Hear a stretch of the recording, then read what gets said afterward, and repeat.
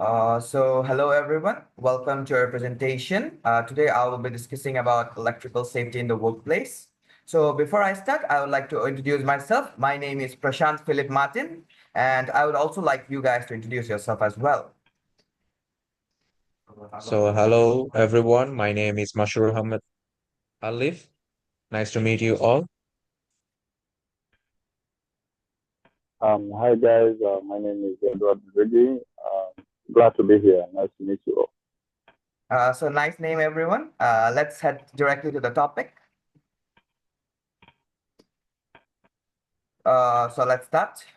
So first of all, welcome everyone. Thank you for joining me today for this presentation on the electrical safety in the workplace. So to ensure electrical safety in the workplace, it is important to follow proper electrical safety procedures, be aware of your surroundings and potential hazards, and also ensure that all electrical equipment and systems around you are properly maintained and tested. It is also important to know what to do in case of an electrical emergency, such as turning off the power source, calling for medical assistance, extinguishing a fire whenever applicable. Yeah, in addition to protecting workers from electrical accidents, following proper electrical safety guidelines can also help to prevent damage to equipment and facilities, as well as downtime and losses in terms of productivity. Ensuring electrical safety is therefore not only an important part of your workplace safety, but it's also important for good business practice. So in essence, electrical accidents can be serious and even fatal. So it's important that we all understand the risks and how to prevent them. So in today's session, we shall be discussing some key electrical safety guidelines and best practices to follow in the workplace around this topic. So now let's move to the next slide. Yeah, so it's basically going to be a poll. So some common electrical hazards that we might encounter in the workplace might include electrical shocks, burns, and fires. So I'm going to launch a poll right now and see what's your answers. So,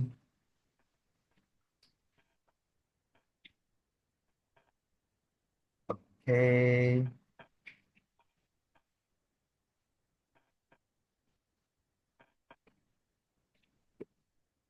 So I've already posted the link in the chat. You can just access it, hopefully.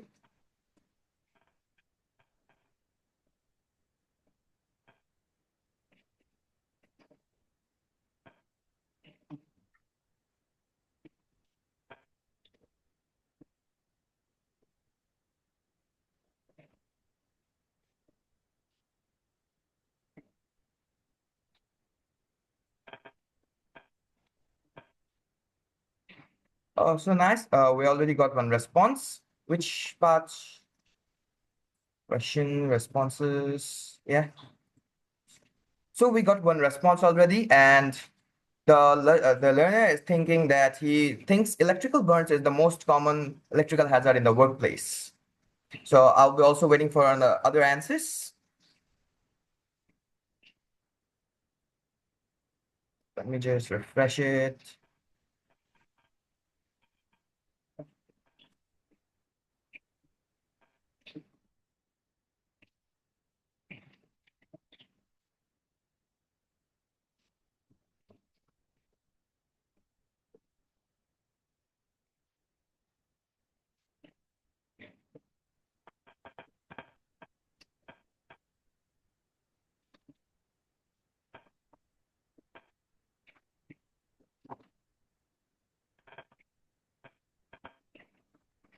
Mm.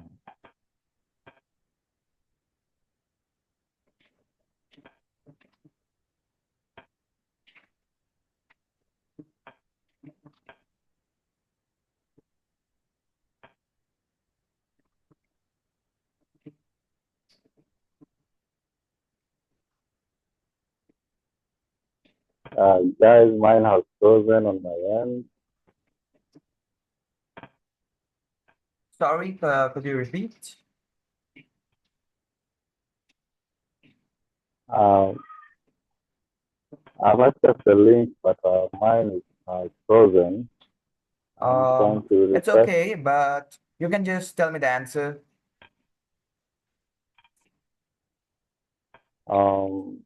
Well, my vote would go to electrical burns as well. So you also think electrical burns? Yeah, And it's basically electrical burns, which is the most common electrical hazard in the workplace. But yeah, electrical fires and electrical shocks are also like not common, but yeah, they're also happening. So yeah, this ends for this slide. Let me move to the next slide. First, let me just share my screen. Hopefully you all can share my see my screen right now. And let's move to the next slide. So the next slide will be on electrical hazards in the workplace. An electrical shock occurs when electricity passes through the body, causing an electrical current. This can cause a variety of symptoms, like ranging from mild to severe, depending on the intensity of the current and the length of the time it flows through the body. Mild electrical shocks may cause a tingling sensation or muscle contractions as well, while more severe shocks can cause burns, respiratory failure, or cardiac arrest as well. Electrical burns occur when electricity passes through the skin and tissues, causing damage and destruction. Electrical burns can be especially dangerous because they may not be immediately visible, as the damage is often deep and internal. In addition, electrical burns can cause complications such as infection, scarring, and nerve damage. So an electrical fire is a type of fire that is caused by an electrical malfunction or failure. Electrical fires can be particularly dangerous because they can spread quickly and are often difficult to detect until it's too late. In addition, the use of water to extinguish an electrical fire can be hazardous as it can increase the risk of electrocution. It's also important to be aware of the risks and hazards associated with the electricity in the workplace and to take steps to prevent accidents and injuries. This might include following proper electrical safety procedures, regularly inspecting and maintaining electrical equipment, and also knowing what to do in case of an electrical emergency.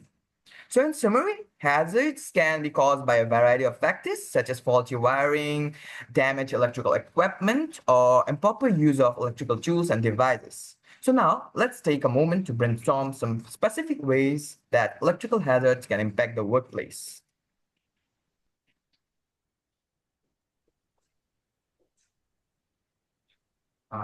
So electrical fires could cause serious damage to property and machinery, leading to costly downtime for the businesses. well, I also think if someone gets a severe electrical burn or shock, it could mean a long-term absence from work, which may affect productivity. Yeah, really great points, everyone. As you can see, electrical hazards can have serious consequences in the workplace. That's why it's important to be aware of the risks and take steps to prevent them. So I think that's all for slide 5. Let me just move to the next slide. So as you can see, it's about the effects of current. So yeah, it will be what are the levels of effect of current? So first, let me ask you two questions. One will be what are the levels of effect of current? Can I get an answer?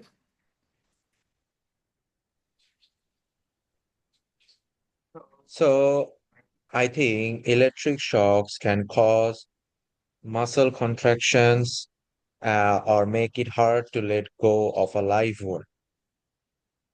Nice answer. So my next Yeah, question will and be what the some of the and effects of an electrical current on a human body?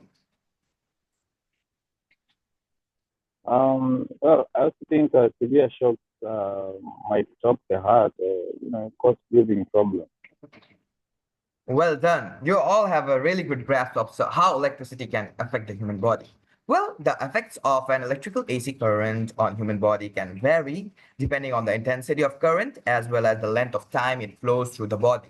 Here is a general outline of the effects of electrical AC current on a human body at different levels of milliamperes. Below is 1 milliampere. At this level, electricity or AC current is unlikely to cause any noticeable effects on your body. But yeah, when it's 2 to 9 at this level, electricity may cause a mild tingling sensation or like muscle contractions, but it's unlikely to cause any significant injury.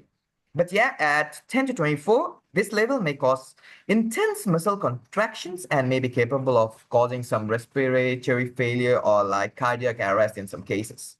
But above 20 milliampere, an electric AC current is highly dangerous and can cause severe injury or even death. So it's important to note that this affects our general guidelines and that the actual effects of an electric AC current on the human body can vary depending on a variety of factors such as individual's age, health, and physical condition. So to ensure electrical safety, it's important to follow proper electrical safety procedures, be aware of your surroundings, and yeah, potential hazards, and know what to do in case of an electrical emergency.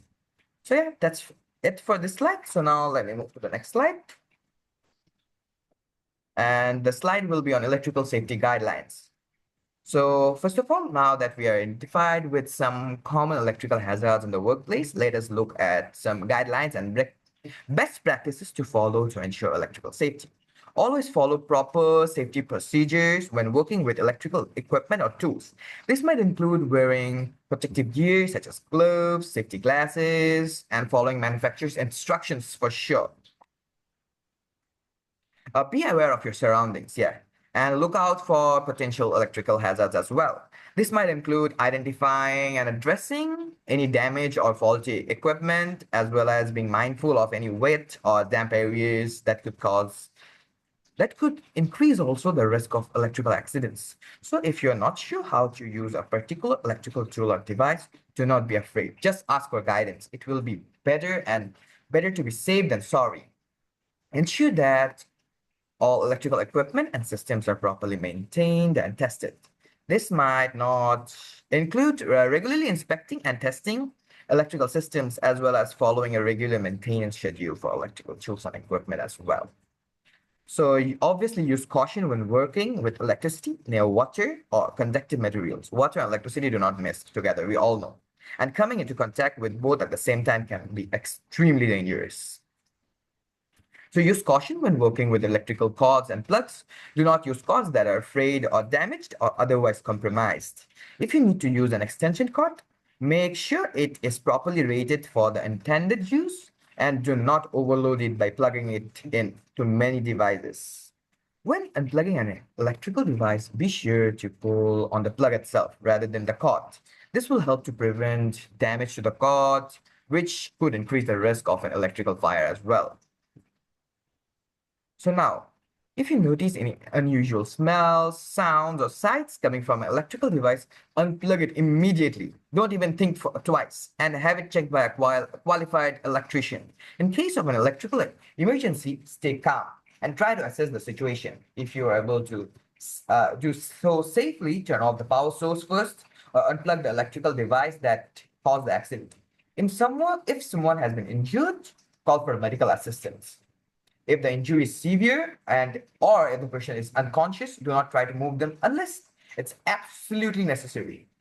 If there is a fire, try to extinguish it first, and then if the fire is too large and you think you will not be able to safely extinguish it, just evacuate the area and call the fire department. This will be the safest call you can do by yourself. So that's all for the electrical safety guidelines. Now let me move to the next slide.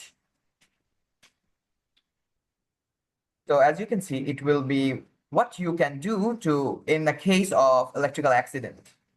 So electrical accidents can be serious and even fatal.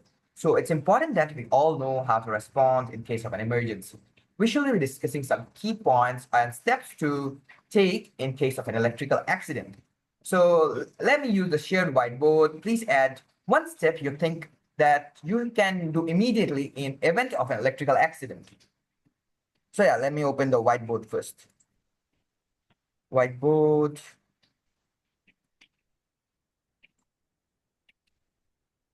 Hopefully you can see the whiteboard right now. Yeah.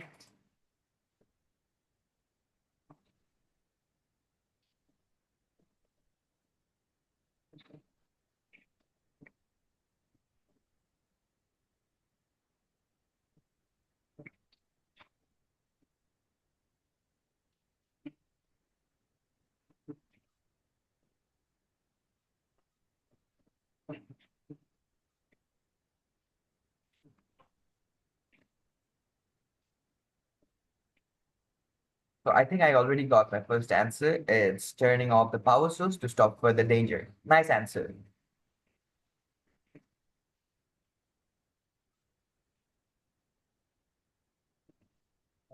Mine is taking longer to load, so maybe I can, but I do have an idea. I can maybe Yeah, you can contribute. share. I would write maybe call for medical help straight away if someone is injured. Great points. So let us outline the steps in right order first. First of all, let me just share my screen again.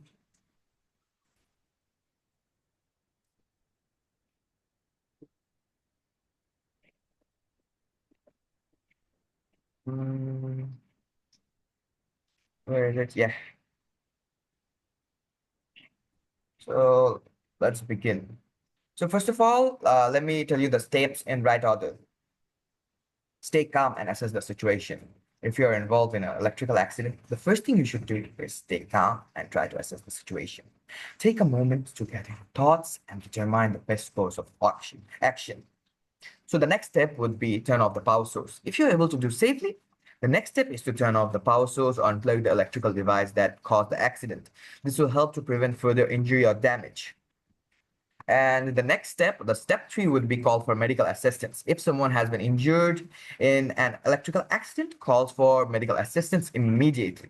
If the injury is severe or the person is unconscious, do not worry to move them unless it's absolutely necessary. And for the next step, it should be extinguish the fire if applicable. If there is a fire as a result of the electrical accident, try to extinguish it if it's safe to do so. If the fire is too large, you will not be able to safely extinguish it. Just evacuate the area and call the fire department. And then you should report the accident. After you have taken necessary steps to address the electrical accident, it's important to report the incident to your supervisor or a designated safety officer. This will help to ensure that the necessary steps are taken to prevent similar accidents from occurring in time. So, in summary, if you are involved in an electrical accident, the key is to stay calm, take the necessary steps, and ensure safety. This might include turning off the power, calling for medical assistance, extinguishing the fire whenever applicable, and reporting the incident. By following the steps, you can prevent further injury or damage and ensure a safe working environment for everyone. So yeah, I think it's time to wrap things up. Let's move to our last slide. Yeah. So in summary, electrical safety is crucial in the workplace. By following proper electrical safety procedures, being aware of your surroundings and potential hazards, and knowing what to do in case of an electrical emergency, you can help to prevent accidents and ensure a safe working environment for everyone. So yeah, I'm already nearing the end. Thank you everyone for joining me today, and I hope you have learned some useful guidelines for electrical safety in the workplace. If you have any questions or would like to discuss this topic further, please feel free to reach out to me privately via email or social media platforms. I'm gonna just give my email down in the chat box, so if you need it. So this will end today's presentation. Thank you everyone for joining me. Thank you.